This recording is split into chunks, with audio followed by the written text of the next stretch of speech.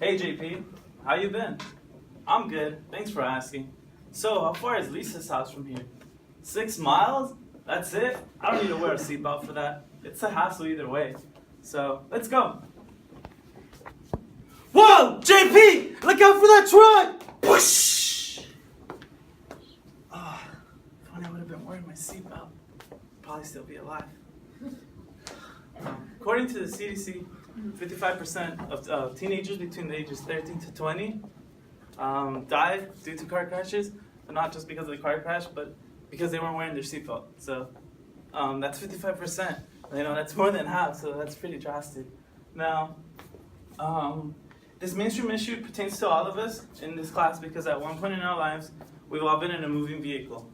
Now it's up to us. We have the option to whether choose to want to wear a seatbelt or not. But that's our lives, and that's our lives at risk. So the reason why I feel I am credible to talk about this topic today is because I myself was in a car crash just a few months ago with my family members, and I know how effective seatbelts actually are. And yes, they are effective. So knowing about this topic, why putting on a seatbelt is important, will give you a better understanding of the importance of wearing a seatbelt and how it can also save your life. And not only that, but it can save you from a traffic ticket up to the cost of $168. So today I will talk about the problems, the causes, and the solutions why putting on a seatbelt is important. And now that I've given you all a brief summary on why putting on a seatbelt is important, I'll begin by stating the problems. So a seatbelt is designed to provide protection for those who are in the vehicle. Not only that, a seatbelt is meant to be worn while the vehicle is in motion, but yet many of us choose not to wear a seatbelt due to certain reasons, or because we just choose not to because it's either uncomfortable or it's a hassle. Now, according to the Center of Accidents Research and Road Safety, not wearing a seatbelt, what it does to a person or a person's organs, it runs to the when you're in a crash, your organs and you yourself move to the rhythm of the impact, and that causes at times immediate death. And not only that, even traveling at a low speed can cause serious injuries or even death. Now, traveling or being in a crash going 40 kilometers per hour is equivalent to falling off a 2-story building while hitting concrete. Now, that's a problem because many people have died flying out of their windshields or hitting their heads against the steering wheel or the dashboard or hitting the side of their seat. Now, another problem that pertains to this issue is receiving a traffic ticket. Not only that, but you spend money. And according to the LA Times, if a driver's pulled over and he's not wearing a seatbelt, he can be fined up to $168. And if he's also found with children under the ages of 16 and younger, they can be, and they're not wearing a seatbelt or properly buckled in, they can be fined up to $490 per ticket per person. So that's money that is being wasted from our pockets when we could easily avoid it by just wearing our seatbelts. And not only that, the government is trying to avoid the fatality crash rates that people die due to not wearing their seatbelt. And not only that, but it leaves families with financial issues by having to bury the person. And not only that, but it also leaves them with immense pain in their heart knowing that they won't see their dear loved ones again, all because they weren't wearing their seatbelt throughout the time of the crash. So now that I've talked about the problems, I'll talk about the causes. So some of the causes why certain people might not want to wear their seatbelts, it's either because 1, it's uncomfortable, 2, it's a short ride, so it's useless, why wear one? 3, you want to sit in the back of your car and just relax and lay down because you're tired. And 4, believe it or not, I've heard this before, it's not cool. Now, what's not cool is flying out of your window and actually dying. Now, that's not cool.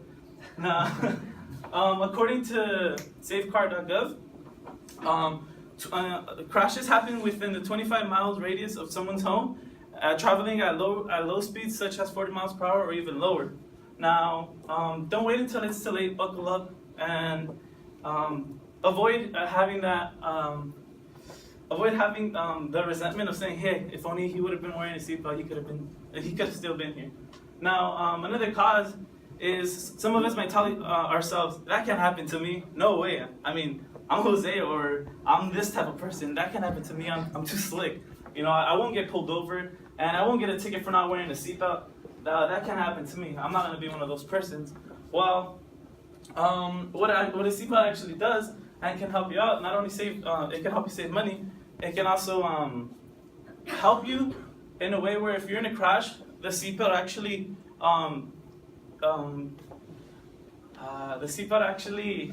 distributes the force of the crash or the impact evenly throughout your body, aside from just receiving the impact in one certain place in your body. So that's another thing. Seatbelts are help out. And now that I've talked about the causes and now that I've talked about the problems and the causes, I want to talk about the solutions. So according to the National Highway Safety Association, 15,000 lives are saved each year in the United States due to the fact that they're wearing their seatbelt when they're in an accident.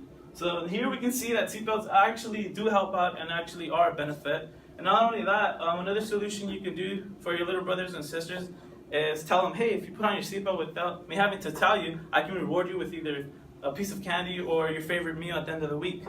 Now, at a young age, this will help out children remember as they grow up, hey, I need to put on my seatbelt every time I enter a moving vehicle or a vehicle.